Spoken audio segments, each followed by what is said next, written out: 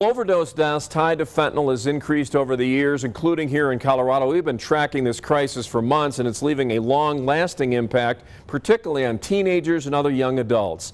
USI's MAYO Davison in studio tonight to share their perspective for us tonight. MAYO? Yeah, Rob, 3 young people in our community tell me it feels like no one is safe from the clutches of this deadly drug. They've all lost loved ones and peers to fentanyl overdoses, changing their entire perspective on this crisis. Fentanyl is the killer. 16-year-old Arthur Gallegos knows this all too well. I got the 6 dots to resemble 6 friends that I lost in the year 2022. 3 of those friends died from fentanyl overdoses.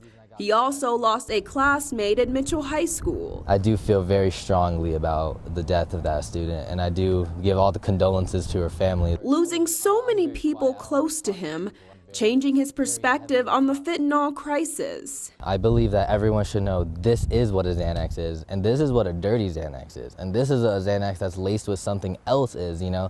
I believe that should be taught like chemistry. The crisis affecting not only teens, but young adults like Sarah Starrin and Giovanna BURNO. They've both lost loved ones to the deadly drug. They were taking pills, and one of them was laced with fentanyl, and that was it. There was one day they were there, and the next they weren't. He injected himself with heroin and overdosed because, unbeknownst to him, there was fentanyl and a deadly amount of fentanyl laced within that heroin. Tragedy changing how both women go about their daily lives. I wouldn't take a ibuprofen. I think it's a great example. I wouldn't take that from anyone I didn't know. I don't take pills unless they come in a sealed bottle anymore. The CDC says fentanyl overdoses are the leading cause of death of young people today. Some of the pills that they are making out of fentanyl, they are making to look like candy. And so it's appealing to young kids.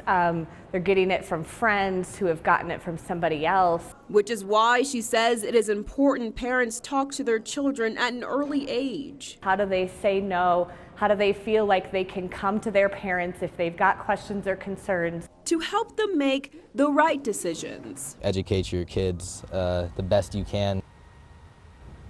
We have resources on where you can find help for mental health or substance abuse issues on KOAA.com.